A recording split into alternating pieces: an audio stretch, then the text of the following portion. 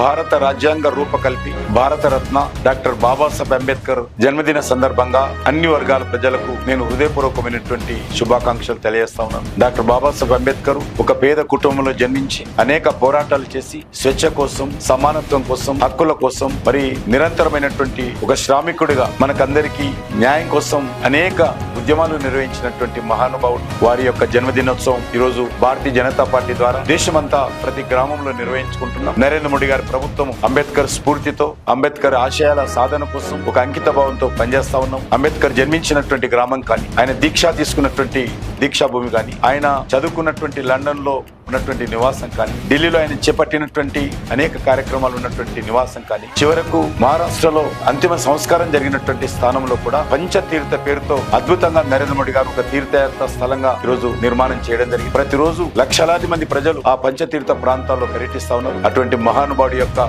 జయంతి ఉత్సవాలను ఈరోజు మనము పేద ప్రజలకు అంకితం చేస్తూ వారికి మరిన్ని ప్రభుత్వ ఫలాలు అందే విధంగా, పేదవాడిని ఆదుకునే విధంగా నరేంద్ర మోడీ గారి ప్రభుత్వం కృషి చేస్తున్న విషయం మనకు తెలుసు. కాబట్టి నేను మరొకసారి డాక్టర్ బాబాసాహెబ్ అంబేద్కర్ జయంతి సందర్భంగా హృదయపూర్వకమైనటువంటి శుభాకాంక్షలు తెలియజేస్తాను.